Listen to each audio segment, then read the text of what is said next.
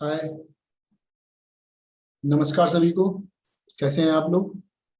मैं Rohit Gupta, global Gupta channel से आप सभी का स्वागत करता हूं। आज का जो टॉपिक मैं लेके आया हूं वो है how to make budget for your money.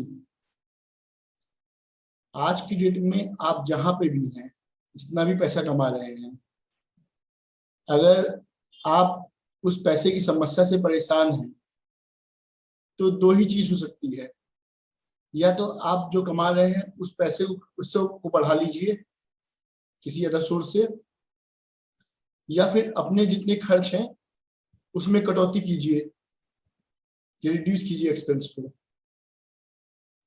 तो पैसे कमाए कैसे कमा सकते हैं, उसे कैसे बढ़ा सकते हैं, इस पे कभी और वीडियो में लेके आऊंगा। आज का जो वीडियो लेके आया हूँ, कैसे हम अपने अनावश्यक खर्च को कम कर लें, या कौन से आवश्यक खर्च हैं, इंपॉर्टेंट एक्सपेंस हैं, उसको देखते हुए कैसे हम अपना बजट तैयार करें। तो चलिए स्टार्ट करते हैं पीपीटी के माध्यम से कि कैसे हम बजट बना सकते हैं और कैसे अपने पैसे का सही इस्तेमाल कर सकते हैं।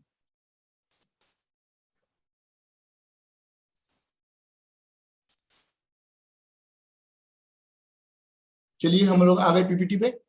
Budget, how to budget your money. अपने पैसे का बजट कैसे बनाएं।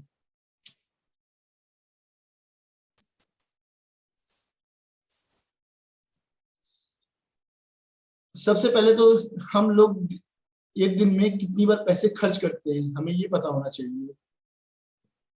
नॉर्मली जो रिसर्च हुई है उससे लोगों ने कहा है कि कम से कम 6 बार एवरेज पर्सन स्पेंड करता है मनी अपनी रेगुलर नीड्स के लिए और जरूरतों के लिए इस्तेमाल करता है। Money brings happiness. अगर पैसा है तो खुशियां आती हैं, लेकिन पैसा नहीं है तो अनहैप्पीनेस, प्रॉब्लम्स हमेशा बनी रहेगी। और ये एक दिन की प्रॉब्लम नहीं होगी, वो रेस्ट ऑफ द लाइफ होगी। कई बार मनी की दिक्कत से फैमिली में डिस्प्यूट भी हो जाते हैं, डाइवोर्स भी हो जाते हैं। और ये मनी की जो प्रॉब्लम है ना, जिंदगी भर हर चीज के लिए इम्पैक्ट करती है। अगर आपने प्रॉपर प्लानिंग से पैसे का बजट नहीं बनाया या पैसे नहीं कमाए, कमाने के पर्पस में ये कह सकता हूं मैं कि जो आप कमा रहे हैं वो तो ठीक है, लेकिन अगर आपको एक्स्ट्रा कमाना है तो मेहनत तो करनी पड़ेगी। लेकिन जो ये एक्स्ट्रा कमाई है वो सडनली तो हो नहीं जाएगी, या वन नाइट में तो होगी नहीं। उसके लिए प्रॉपर प्लानिंग चाहिए, सोच चाहिए।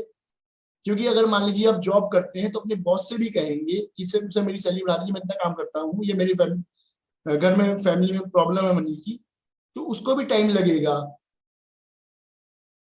या फिर हो भी ना भी हो, कोई जरूरी नहीं है, लेकिन वो डिपेंडेंसी थर्ड पर्सन पे है। लेकिन जो मैं ये बता रहा हूँ आपको बजट, वो आपके ऊपर है कि आप इंस्टेंट बना सकते हो। अगर आपको लग रहा है कि कुछ खर्च हम रोक के चीजों को सही कर सकते हैं तो आप इंस्टेंट खुद कर सकते हैं वो डिसीजन। उसके लिए थर्ड पार्टी का इन्वॉल्वमेंट नहीं है। तो बढ़ते हैं आगे। अपने फाइनेंस को इंप्रूव करने के जो तरीके हैं, या तो आप पैसे को ज्यादा बना लो, मेक मोर मनी, ज्यादा से ज्यादा पैसे बना लो। कट योर एक्सपेंस, या अपने खर्च करो। या तो वेट करो कि भाई कोई लॉटरी लग जाएगी तो पैसे आ जाएंगे, या फिर बजट बना लो। खर्च कम करना भी अलग चीज है, बजट के साथ करेंगे तो चीजें सही जाएंगी। अब लोग पूछेंगे कि बजट क्या है। बजट है tool to manage your money, अपने पैसे को मैनेज करने का एक हथियार।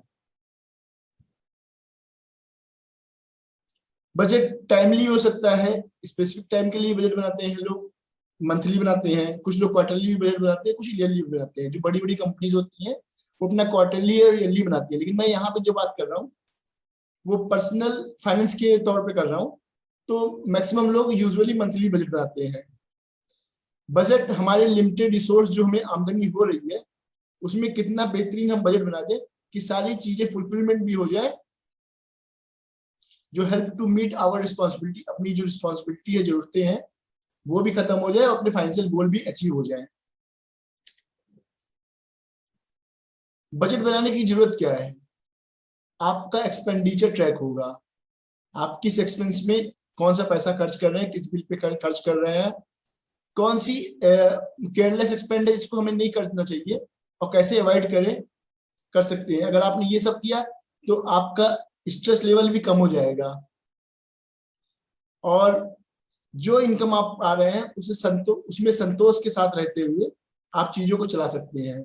अन्यथा क्या होगा, पैसे आप बढ़ भी नहीं रहे हैं और आप खर्च को भी नहीं कम कर रहे हैं तो स्ट्रेस का लेवल बढ़ जाएगा और यही बाद में हाइपरटेंशन और बाकी बीमारियों को पैदा कर देगा।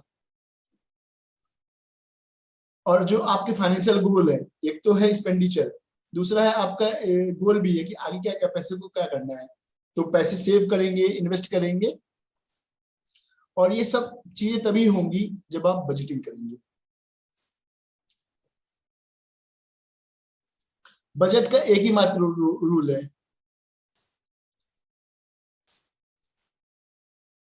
Do not go over the budget. Budget के ऊपर जाइए ही मत।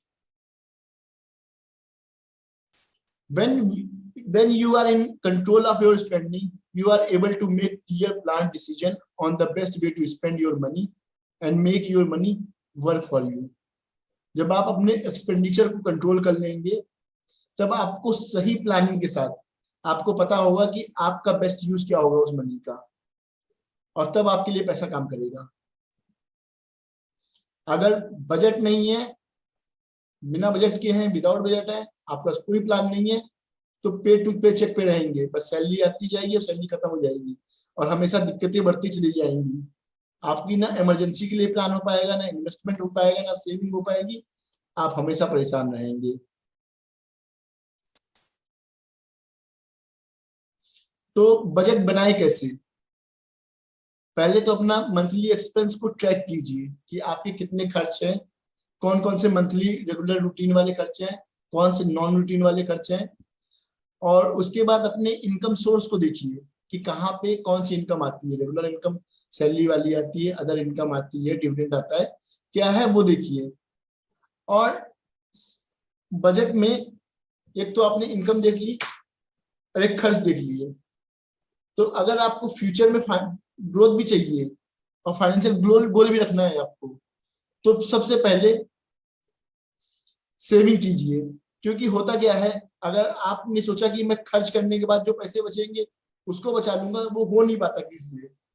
तो आपकी जो कमाई है उससे पहले पार्ट को सेव कर लीजिए, कुछ पार्ट को, जो भी आपको लग रहा होगा कि मुझे इतना सेव करना है, 10%, 20%, 5%, जो भी है उतना आप पहले सेव कर लीजिए और बाकी जो बैलेंस पेमेंट है, बाकी बैलेंस पैसे हैं, उसी पे आप मंथली खर्च निकालिए।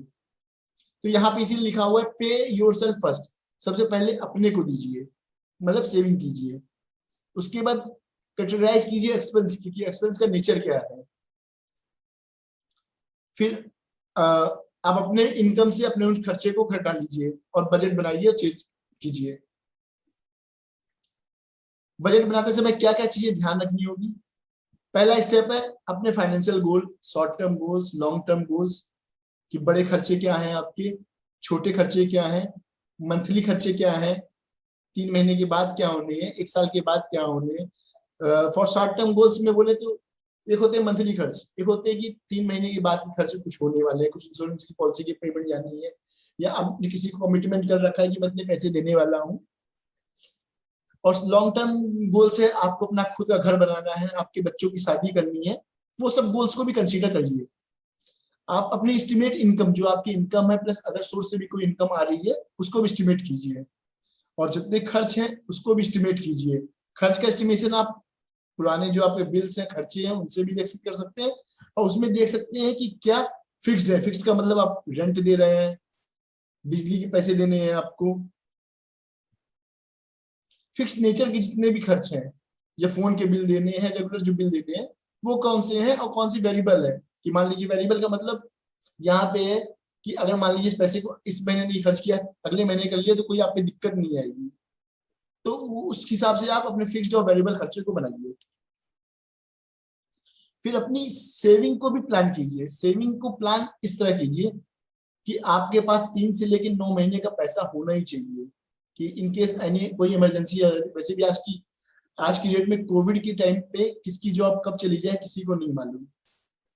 अगर आप गवर्नमेंट सेक्टर में नहीं है, प्राइवेट सेक्टर में है, या फिर आपका खुद का बिजनेस है, छोटा बिजनेस है, ये बड़ा बिजनेस भी है, बड़ा बिजनेस तो चलिए सस्टेन कर लेते हैं लोग, लेकिन छोटा बिजनेस है, डे टू डे है, या मंथली में भी है, मंथली आपकी सैलरी में पे भी है, तो भी इस समय सिचुएशन जैसी चल रही है तो कह नहीं सकते कि कब क्या हो जाए। तो ये सब चीजें और जितनी इमरजेंसीज है इसको देखते हुए 3 से 9 महीने का आपका कम से कम इनकम आपके इन हैंड में होना चाहिए, और वो सही जगह पे सेव भी होना चाहिए। ऐसा नहीं कि पैसे ही नहीं, पैसे तो है इमरजेंसी के लिए, वो आपने रखे, उसके अलावा भी आपको प्रॉपर इन्वेस्टमेंट, जो आपके पैसे सेविंग है वो प्रॉपर इन्वेस्टेड होने चाहिए। Consider 50-50 plan. 50-50 प्लान में कॉन्सेप्ट ये है कि 50 फिक्स कर दीजिए सेफ जोन पे। सेफ जोन का मतलब या तो फिक्स्ड एसेट में होंगे, मतलब फिक्स्ड डिपॉजिट में होंगे आपके पैसे, या आपके अकाउंट में होंगे।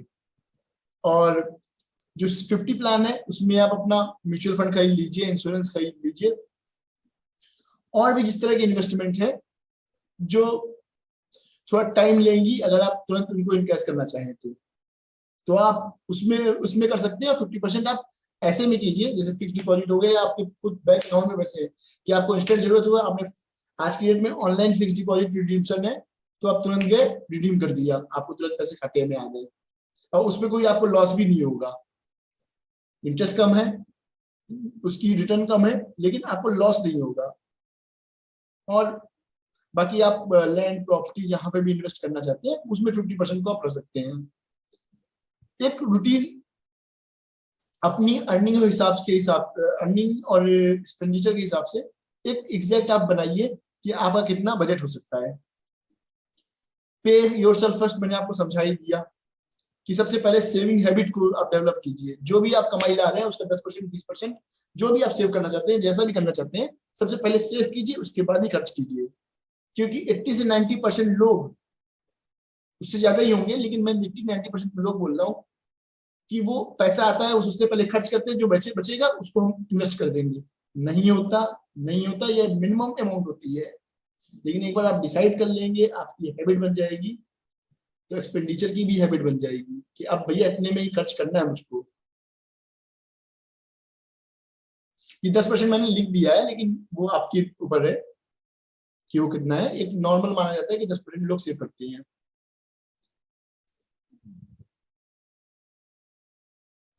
When you buy a bigger house या लग्जरी कार या फैंसी बोट, तो सिर्फ आप दिखा रहे हैं लोगों को कि मैंने पैसे का इस्तेमाल कर लिया। ये सब चीजें तभी कीजिएगा जब आपका बजट सही हो, पैसे इन हैंड हो। पता चला कि आप बड़ा घर बनाने के चक्कर में, ये लग्जरी कार खरीदने के चक्कर में फाइनेंशियल डेप्ट में फंस गए, तो सेविंग तो होगी नहीं, आप जिंदगी में परेशान रहेंगे। तो आप एक प्रॉपर प्लानिंग कीजिए कि अगर ये चीजें भी करनी है आपको तो कितना पैसा होना चाहिए, उसके बाद ही कीजिए। लोन लेके मत कीजिए, जितना हो मिनिमाइज कीजिए लोन लेना, अवॉइड कीजिए लोन लेना। मैं ये नहीं कहूंगा कि बंद कर दीजिए, क्योंकि नहीं हो पाएगा, लेकिन मिनिमाइज कीजिए उसको मैक्सिमम। जब तक पैसे नहीं है आपके, तो आप इस तरह मत लीजिए कि आपने कार लोन ले लिया, होम हाउस लोन ले लिया, और पे टू पे चेक पे आप डिपेंड हो गए, और किसी महीने कुछ ना कुछ हो गया, परेशान, कोई नया खर्चा आ गया, परेशान। दिखाने में मत रहिए, शो ऑफ के चक्कर में मत फंसिए। छोटा कर ले लीजिए, छोटी वाली कार ले लीजिए, लेकिन टेंशन मत लीजिए, नहीं तो बाद में हॉस्पिटल में ले जा आएंगे।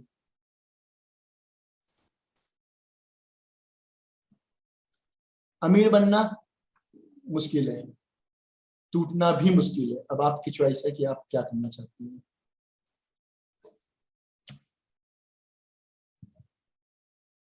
ये मैंने आपको अभी बता दिया कि बजट एक टूल होता है। कुछ आपकी इनकम होती है रेगुलर वाली, कुछ टैक्स काट के आती है, कुछ एक्सपेंस काटने के बाद कुछ आती है अदर सोर्स की इनकम, आप समझ लीजिए इसको। एक्सपेंस में फिक्स एक्सपेंस होता है मंथली, वेरिएबल एक्सपेंस होते हैं जो आप खर्च कर भी सकते हैं, वेरी कर जाएगा ईच टू मंथ। जैसे मोबाइल का बिल वो वेरी कर जाएगा, इलेक्ट्रिसिटी थोड़ी सी वेरी कर जाएगी, स्कूल फीस है वो रेगुलर फिक्स्ड है, बच्चों की जानी जानी है, रेंट है वो जाना ही जाना है, दवाएं हैं, मेडिसिन है, खर्च है वो जाने ही जाने हैं। तो वो आपको देखना पड़ेगा, सबका अपना अपना हिसाब किताब होता है, इसलिए मैं इस पर ज्यादा नहीं बोल रहा हूँ, लेकिन सबका अपना अपना हिसाब किताब, अपने हिसाब से आप मैनेज कीजिए उस चीजों को। ये सब चीजें मैंने बता दी है कि कैसे करना है आपको, तो आप कीजिए उस पर। हाँ, अपनी प्लानिंग एक्टिविटी को मैनेज कीजिए कि आपको कौन सा खर्च कब करना है, किस नेचर का खर्च है, और कब कब करना है आपको, ये भी मैंने आपको बता दिया। कितना ग्रोसरीज पे खर्च करना है, ग्रोसरीज पे वेरिएबल एक्सपेंस इसलिए बोला गया है कि कुछ तो चीजें रेगुलर फिक्स होती हैं कि मतलब दाल चावल लाना है, लेकिन जो और चीजें हैं उस पर आप कितनी कटौती कर सकते हैं, कौन सी चीज छोड़ सकते हैं, मिनिमम यूटिलाइजेशन किस पे कर सकते हैं। इंटरनेट बिल आज की डेट में जियो या फिर रेगुलर प्लान आ गए इसलिए फिक्स ही है ऑलमोस्ट, पहले होता था लेकिन अभी तो फिक्स्ड है ऑलमोस्ट। फिर आपकी अदर सोर्स की इनकम कुछ है या कहीं से अर्न कर सकते हैं, उसको भी देखिए।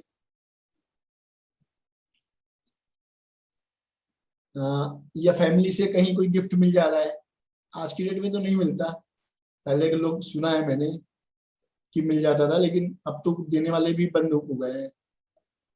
तो देख लीजिए, अगर आपको इनकम आ रही है तो अच्छा ही आपके लिए, नहीं तो जितनी इनकम है उसी में आप सेविंग भी कीजिए और इन्वेस्ट खर्च भी कीजिए।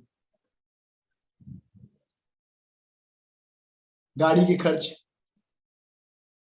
आपकी खाने की हैबिट्स, रेगुलर होटल्स में जाके खाएंगे या मूवीज देखेंगे पॉपकॉर्न के साथ तो खर्च तो बढ़ेंगे ही बढ़ेंगे, तो उसको भी मैनेज कीजिए। मना नहीं कर रहा हूँ कि मत जाइए, मिनिमाइज कर सकते हैं तो कर दीजिए, ये सब चीजें रोकी जा सकती है,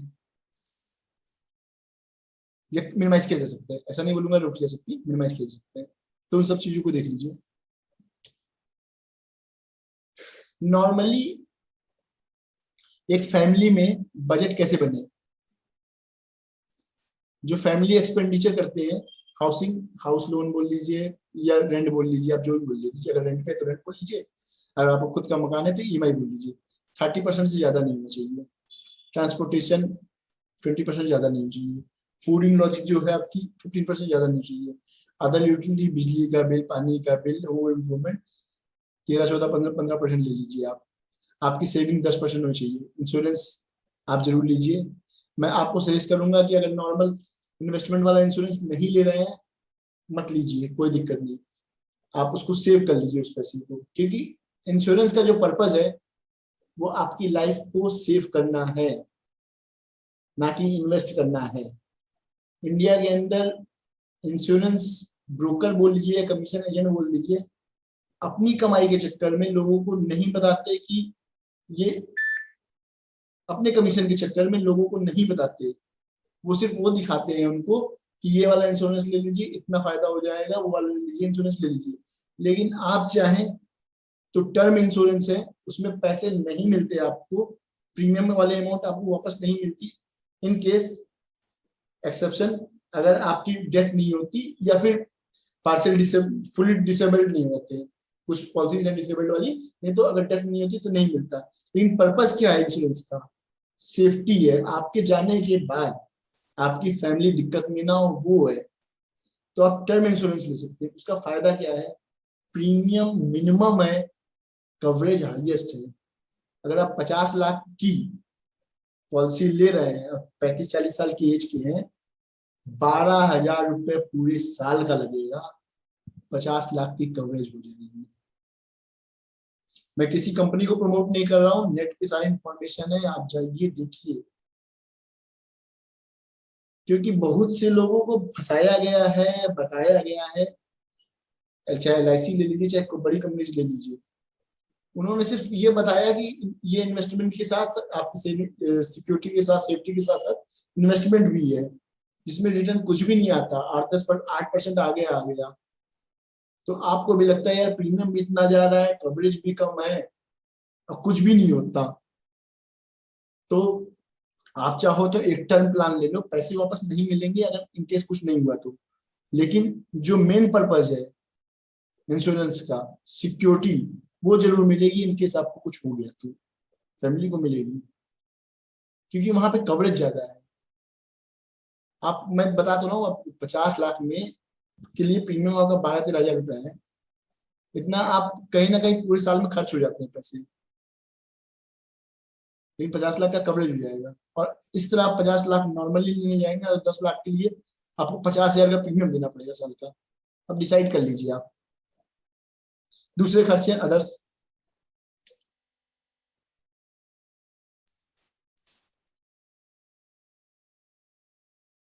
जो बजट बनाना है उसका एक छोटा सा टेम्पलेट आपको मैं दिखा दे रहा हूँ, कैसे बना सकते हैं। आपकी जो भी इनकम होगी एक तरफ लिखिए, वेजेस से आ रही है, अगर अदर सोर्स से आ रही है तो एक कॉलम बढ़ा दीजिएगा और टोटल दोनों को जोड़ दीजिएगा। एक्सपेंस पे पहले तो 10% वो सेविंग वाला निकाल लीजिए, मैंने आपको बोला। आप चाहें तो वो आपके ऊपर है कि आप करना चाहते हैं कि नहीं करना चाहते, लेकिन अगर आप सेव करना चाहते हैं तो पहले आप सेविंग का निकालो, फिर जो बचे बैलेंस उस पर खर्च करो। तो एक तो आपने वो निकाल लिया 10%, फिर आपका रेगुलर खर्च क्या है, वेरिएबल खर्च क्या है, पीरियोडिकल खर्च, मंथली खर्च क्या है, उन सबको जोड़ लो और दोनों के बीच का डिवाइड, मतलब सब्ट्रैक्ट कर लो या माइनस कर लो, तो आपकी नेट गेन या नेट प्रॉफिट होगा, जो भी आप समझ लीजिए। तो आप इस तरह एक टेम्पलेट बना सकते हैं। अब पैसे को क्या करेंगे, अगर नेट गेन आया तो आप चाहो तो स्पेंड भी कर सकते हो, वो आपके ऊपर है, या इन्वेस्ट और सेव भी कर सकते हो, बैंक में रख दो इमरजेंसी के लिए। अगर लॉस आया तो क्या करेंगे आप, लॉस आएगा क्योंकि आपने एक्सपेंडिचर ज्यादा किया है आपकी अर्निंग से ज्यादा, इसीलिए लॉस तो आया, नहीं तो लॉस आता ही नहीं। तो आप उसमें चेक कीजिए कि कहाँ पे और कट कर सकते हैं, नहीं तो क्या होगा, आपको उधार लेना पड़ेगा अपनी फाइनेंशियल ऑब्लिगेशन को मीट करने के लिए। अगर सही में इनकम कम है और खर्चे फिक्स वाले हैं कि भैया कुछ भी कम नहीं हो सकता, तो आप सोचना चालू कर दीजिए कि कैसे अर्निंग बढ़ाएं, कैसे करके अपनी फैमिली को चलाएं। लेकिन अननेसेसरी खर्च हो रहे हैं चीजों को, तो उसको कम कर लीजिए, टेंशन मत लीजिए। और दोनों चीज मैच हो गई तो जीरो है, यही बताने की कोशिश किया है इस स्लाइड में। कंट्रोल करने का कोई सिस्टम नहीं है, मैंने आपको बताया सबकी फैमिलीज अलग है, सबके खर्चे अलग है, सबकी प्रायोरिटीज अलग है। एक मैंने सिस्टम दे दिया आपको कि आप ऐसे कर सकते हो। अब कुछ लोग कैसे करते हैं उसको, इनवेलप सिस्टम, मतलब इनवेलप बना लिया कि कौन सा खर्च क्या करना है, उसको अलग अलग पैसे करके अलग अलग जगह, इनवेलप का मतलब इनवेलप खरीद के डालने नहीं लगे, उन पैसों को अलग अलग करके रख दिया।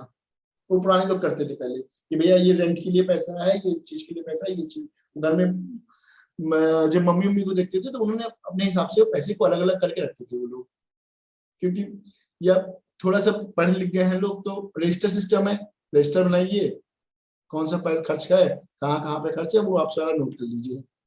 और आज की डेट में नेट के ऊपर इतने सॉफ्टवेयर आ गए हैं, एप्स आ गई हैं मोबाइल्स के अंदर, जैसे क्विक बुक्स है, टर्बोटैक्स है, मिंट है, बहुत सी आ गई है, मैं तो बस 3 लिखा हूँ, बहुत सी आ गई है। तो आप उसका इस्तेमाल कर लीजिए, आप तुरंत वहां पे रिकॉर्ड करेंगे, ऑटोमेटिक रिकॉर्ड हो जाएगा। उससे फायदा क्या है ना, आपको रजिस्टर की तरफ पलट के नहीं देखना कि पिछले महीने कैसे खर्च किया था, तो आपको खुद ही बता देगा वो सिस्टम कि आप किस पे ज्यादा एक्सपेंडिचर कर रहे हो, किस महीने में कितना कर रहे हो।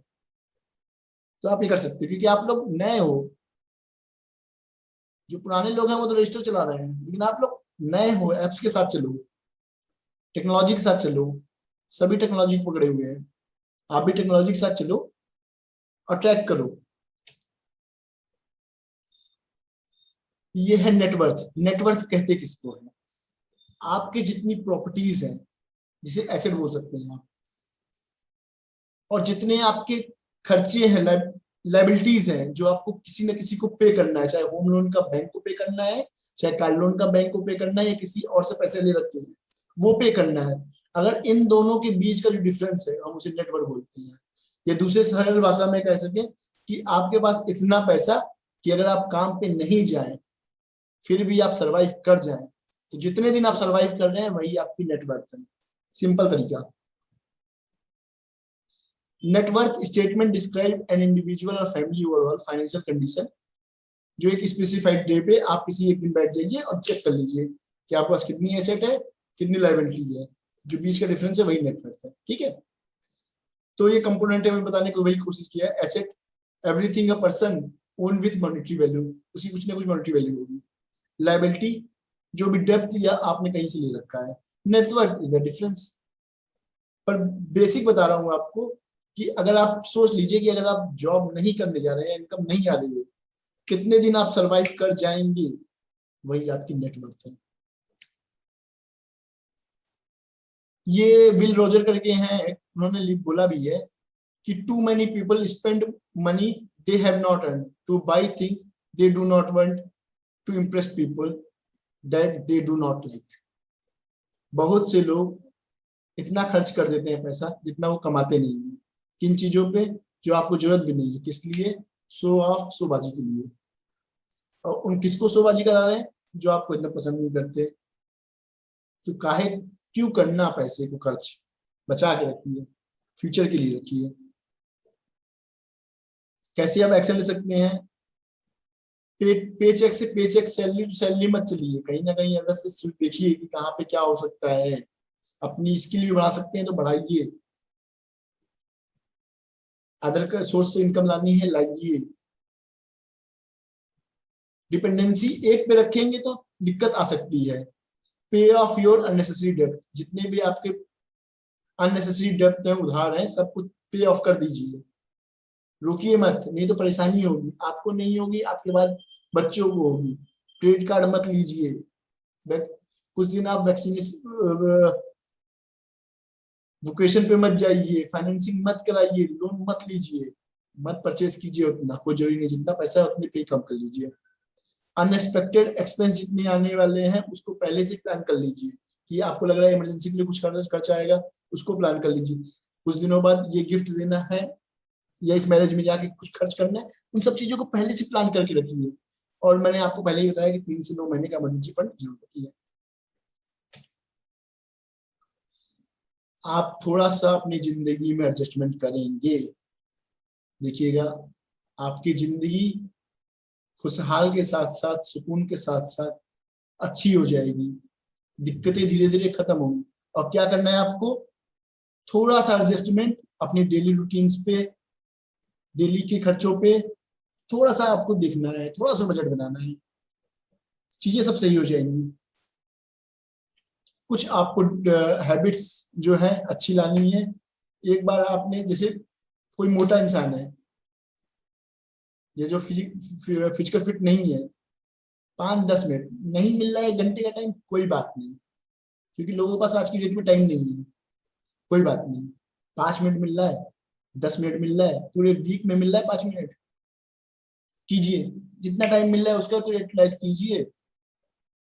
छोटी छोटी चीजें कीजिए, बड़े खर्च नहीं खत्म हो रहे, कोई बात नहीं, छोटे छोटे एक्सपेंस बंद कर दीजिए।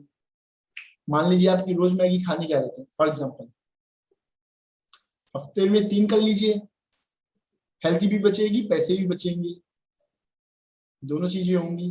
धीरे धीरे कम कर लीजिएगा। स्मोकिंग की आदत है, एक साथ नहीं छूट रही, कोई बात नहीं, जहां 5 पीते हैं वहां 3 पीजिए, 3 से 2 कीजिए, वो धीरे धीरे हो जाएगा। लेकिन एफर्ट डालेंगे तो, और हैबिट्स को रेगुलर रेगुलर रेगुलर करेंगे तो छोटी छोटी चीजें बहुत बड़ा रिजल्ट ला सकती हैं, बशर्ते आप करने को तैयार हैं तो। मैं इस टॉपिक को यही खत्म कर रहा हूँ। उम्मीद है कि मैं जो बातें समझाना चाहता था वो समझा पाया हूँ। बाकी पीपीटीज हैं, अगर कुछ इन्फॉर्मेशन चाहिए होगी तो मैं अपना मेल आईडी यहाँ लिख दे रहा हूँ, आपको कीजिएगा। और किसी और टॉपिक पे अगर आपको लग रहा है कि वीडियो बनाना चाहिए तो जरूर बताइएगा।